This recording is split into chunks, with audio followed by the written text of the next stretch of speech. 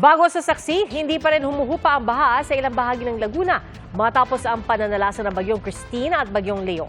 Sa isang barangay, 2 linggo na ang baha at umabot na sa mahigit 1,000 ang kaso ng alipunga.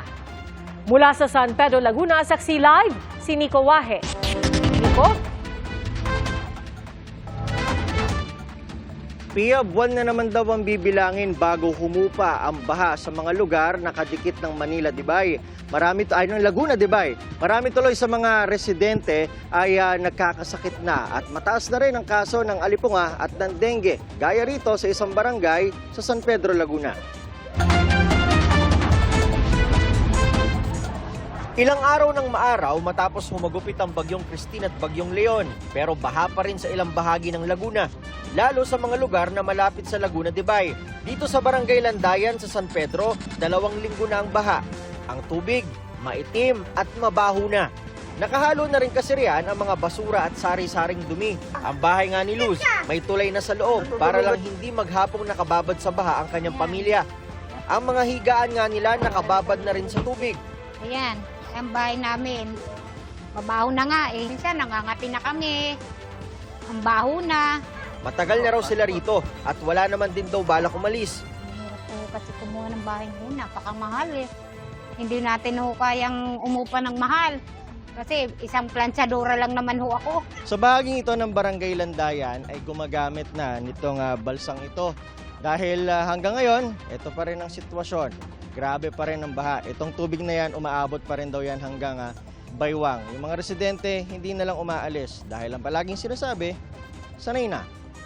Ang pamilya ni Joanne, bagamat sanay na, nahihirapan pa rin sa ganitong sitwasyon. Nagkakasala din po yung mga bata dito gawa ng sa amoy. Pag umuulan po yung singaw. Sumasakit po yung tiyan nila. Pahirapan din daw sa pagpasok sa trabaho. Mahirap po pag pumapasok sa trabaho. Gawa ng nagbabalsa, tapos pagdating doon, lulusong pa rin sa baha. Nagkakasakit na rin ang ibang residente. Nalagnat ako, 5 araw na. Bagamat may tulay na ginagamit ng mga residente, may parte pa rin na kailangang lumusong sa baha. Sa tala ng barangay, mahigit 1,200 na ang kaso ng alipunga dito sa Landayan. Lumulusong po. Nagbubuhat po ng tubig. Di-deliver po. Siguro sa tubig siguro yan, sir. May itim na yung tubig eh. Sa loob kasi ng bahay namin, wala namang tulay. Ano lang? Kakaukaw yung paa namin sa tubig. May mahigit 20 kaso na rin daw ng dengue sa barangay. Tabi kami ng lawa eh. Kaya hanggang ngayon meron pa kaming tubig na naranasan sa aming mga kabahayan sa tabing lawa. Ano kasi mababa itong lugar namin eh. Kaya tumitigil ang tubig. Abutin ng December ang tubig sa amin. Ayon sa San Pedro LGU, masyado ng silted ang Laguna Lake dahilan para hindi na ito makatanggap pa ng tubig. Marami na raw masyado ang putik sa ilalim ng lawa. Kaya kapag bumaha, hindi ito agad humuhupa. May solusyon ba ang matagal ng problema? Yung mga waterways natin, syempre continuous yung ating mga declogging, yung desilting, pati yung paglalagay natin ng mga slow protection and retaining walls, flood control projects para yung tubig na inuulan sa atin at nanggagaling sa upper areas, diretso ng Laguna de Bay.